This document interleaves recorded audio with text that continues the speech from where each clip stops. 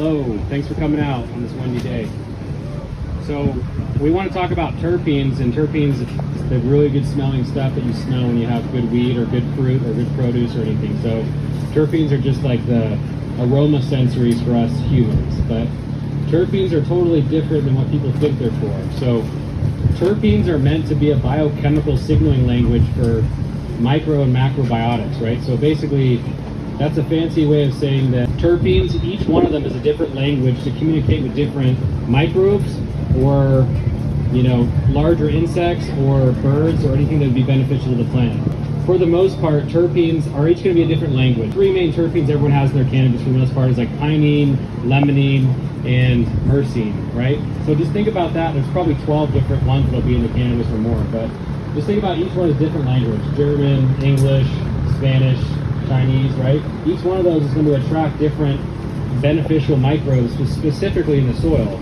And those beneficial microbes are going to be attracted to the plant because they're speaking their language. They're putting out a biochemical language that attracts that microbe to the plant. The plant does this in an organic system because it wants something. So what it'll do is it'll attract the microbe. The microbe will then come and talk to them, and they'll negotiate. The microbe will ask for what the plant wants, like some phosphorus, some water, clean my roots. The plant will say, I will pay you this. So they will pay them in like carbohydrates, sugars, or other things that the microbes want. So it's an economy under the soil. So you cannot have a lot of terpene development if you're killing all your microbes off. Microbes and terpenes are correlated to each other. The higher your terpene count, especially on your finished flower, that means that you had a lot of microbes or macrobiotic life around your plant. It'd be like putting a kid from, let's say, a community out in the middle of the wilderness and dropping him in Chicago and saying, hey, communicate rapidly and very effectively with people in downtown Chicago. It wouldn't work very well. So he doesn't have all the skills and the language, piece to communicate what he wants, when he wants it, and how effective that can be. So when you're putting cannabis in a sterile environment, growing with only salts in rock wool or hydroton, you pretty much said you have no one to talk to, just grow until you're finished and then we're going to harvest you. So naturally the terpenes are always going to be lower, and this is through hundreds of thousands of test results you can prove this. So if you have a sterile growing environment with no microbes, you're always going to have lower terpene percentages than that exact same strain grown with heavy amounts of microbes. So if you take like an apple fritter, or you take like a cherry OG, or lemon cookies or something like that, and most people are hitting between 1.6 and 2.25 terpene percentages on it, that's all probably salt grown in a sterile environment. Now when you take that same strain and you put it into an organic, or to say a heavily microbial rich dominant environment, that will double or triple. So at our farm in California, we run tests on this. We have the metric system for cannabis in California, so you can know what everyone's running off of that strain in the metric system on average. So say you have an apple fritter or a pink certs or something like that, the average is 1.8 for an apple fritter grown in a traditional salt-based indoor sterile environment. All of my friends and me, our test results are showing 4% terpenes, 4.5% terpenes, up to 5% terpenes, which is a four-fold increase, not just a 4% increase. So there's a correlation between, obviously, the microbes and how much terpenes the plant wants to put out. If the plant doesn't have anyone else to talk to, why would it push out more essential, like, biochemical languages? It doesn't make any sense. It'd be like a kid talking to himself in the middle of the forest, learning how to speak 5 languages for no one to talk to.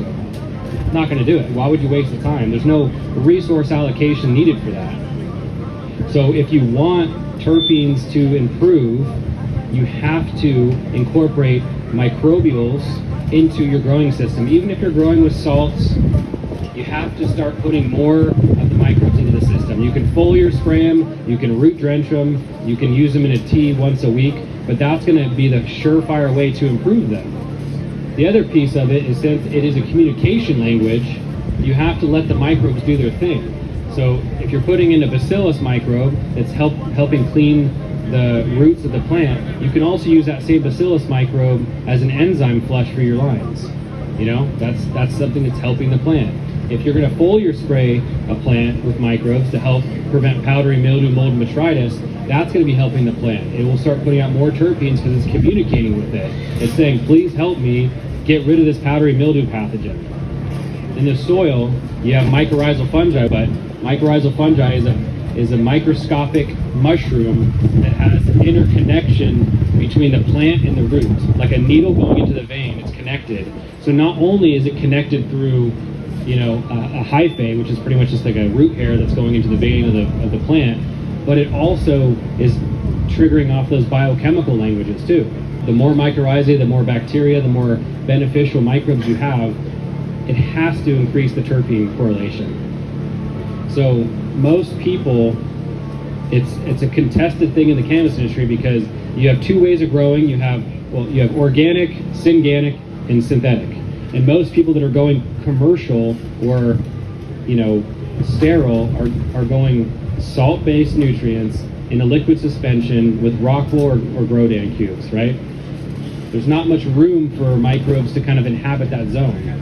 If you're looking to improve your terpene development, there's also other ways you can help to do that. If you're in soil, not only increasing the microbe content, but you want to increase the things that the microbes want. So a lot of times microbes in the soil are the ones that are doing the work for the plant. So you feed the microbes in the soil. You feed them the things that they want. They want carbon-rich nutrients, feather meal, bone meal, blood meal, alfalfa meal, fish meal, all that kind of stuff. That's feeding them. That gives them a food source. When they have a food source, they replicate. But you want them to replicate and keep replicating and keep replicating so they can be in a higher concentration. The higher the concentration in the soil, the more terpenes are expressed. So you want to feed the soil so you can feed the microbes so that the microbes can help the plant. And thereby at the end of your cycle, you will have the most terpenes of the genetic potential of that plant. You can't always get the highest terpene score if you have poor genetics. So that's the third piece of this. So we talked about microbes, we talked about the soil and feeding the soil and how to feed the microbes. The next part is genetic potential. You know, as much as I want to be an NFL linebacker, I'm reached my genetic potential. I'm not going to be, no matter how much food I eat, no matter how much I work out, and etc. So the same thing is true with certain strains. You may have a strain that was just not crossed properly, or maybe it just was crossed for a different thing in mind, maybe more CBD, maybe more THC, maybe more short growth, bushy growth, whatever. Every time you cherry pick those genetics, you're gonna have something better over here happen and then something over here get cut out. So there's certain types of cannabis flowers that you have to select. They're going to be more potent for terpenes because some strains might not get to the 4% range. They might not have that genetic potential.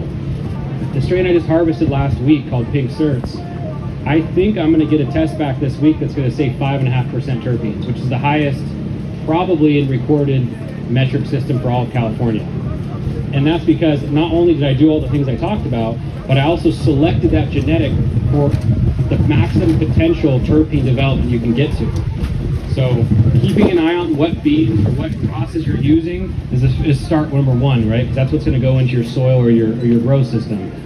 Making sure other people have been successful with that strain or having a higher terpene count overall and generically to everything else you've been doing. Then from there we start with microbes. We transplant mycorrhizae. We start doing microbial teas once, twice a week. We start doing foliar sprays after the first 2 or 3 weeks of plant health. And then we start feeding the soil as much as we can take so that the microbes can bloom as much as possible. This is literally the simple recipe for increasing terpenes. There is no magic bullet, and literally you have to do it. You can't do it with salts. Salts will grow the plant, salts will get it big, salts can finish a plant, but it's not going to put the genetic potential of that plant out. So if you guys want to ask some questions about anything you want to ask about this topic specifically. So with that tea, you can use it twice weekly? Yep. Around the plants? Yeah, you want to use it around the root zone of the plants. You can technically, if you're in veg, you can foliar spray it too. But you know, when you get to bloom, you don't want to foliar spray it. And I mean, again, it's mostly microbes. because you're using the food source in there to bloom the microbes. So it's not like there's a lot of food that's available in that tea afterwards. So you're really just supercharging the soil. And you got to think about it, when it comes to an organic perspective, you are not feeding the plant. See, versus synthetics, you are directly feeding the plant. So with a synthetic grow, you're taking salt-based nutrients either in the liquid or dry form. You're basically putting it in like an IV injection to the plant and it goes straight into his veins, like you're mainlining something, you know? Like someone in the hospital is going to get an IV drip to keep them live. But when you eat an apple, you have what going on? You're eating all the minerals, you're eating all the fruit, it's going to your stomach. You are not digesting it. The microbes in your microbiome are digesting it and then feeding it to you. How long is the tea good for? You want to use it as within 24 hours. Okay. Because the moment you take them off the air and they've depleted their food source, they need to be in the soil soon. And so it's not something that you want to over brew or brew too much of it. Brew enough for that week or not enough for that day's feeding. Worm castings will be the... Absolutely. Worm castings would be an essential part of how you would amend your soil, or you can put it into a compost tea to help supercharge the microbial development as well. You just got to remember when you're doing that to use some kind of tea bag or extraction bag or something like that so that you're not like getting too much sediment in the tea when you're trying to feed it. But I mean, I can't emphasize it enough. The soil will take as much microbes as you can pack into it for the most part, you know? And especially with this kind of weather and stuff, you're gonna have some days where they're gonna get dehydrated and die off, or they only live a certain amount of time, right? So you wanna constantly keep them in a system where they feel like they want to be produced. So terpenes can come from almost anything. It's anything that gives us the smell and aroma, right? Like lavender, those are terpenes, right? There's other plants that have cannabinoids in it that are not cannabis. I'm not sure if you guys are familiar with that, but there are definitely other plants in existence that have cannabinoids and terpenes. So it's just THC with the cannabinoids and the terpene profile that's so diverse is what makes cannabis so unique. Hops, you guys are familiar with hops, right? That is in the cannabis family, right? So cannabis and hops come from a sister plant or a cousin plant, and they're in the cannabis family, both of them. So you have terpenes in the hops, right? You've smelled them. It smells skunky. It smells lemony. There's cascade hops, all that kind of stuff. So what we're trying to do, same thing with hops, you want to produce as much terpenes as possible because you're trying to get those flavors into it. So I can't smoke much anymore because my lungs don't like it. Yeah. So I want to learn how to make edibles. Yeah. Myself. Yep. So I don't know about it. Yeah, I mean, so you definitely want something that's going to be more of a greasy strain because it's going to be easier that way. The basic characteristics are you want to diffuse the oil and the cannabinoids that are in their cannabis flower into another oil, like MCT oil, coconut oil, you know, like things. Some people do butter. I don't like that. It's not a very stable way of doing it, but coconut oil is a good way to do it. So you're going to want to slowly basically use the cannabis and like shred it up completely. This is a really crude way of doing it, but I'm just going to tell you. So you're going to shred up the cannabis and get it into a form of like cooktop or something with MCT oil, and you're going to do it on really low. And so you're going to let that kind of like heat up and get to a certain temperature. That is going to carboxylate it though, which means that's going to activate the THC. So like if you just ate like a nug of cannabis, you wouldn't really get very high because the THC needs to be heat activated. So what they're doing for edibles is they're making sure to heat activate or decarboxylate the cannabis before it can go into an edible format where you're extracting the oil. And then the oils are used in the process of creating gummies where they use different types of like gelatins and guar gums and different types of emulsifiers to set the gummy with the oil in it spread out evenly so you don't get a piece of stuff that takes you out. All right, thanks everyone.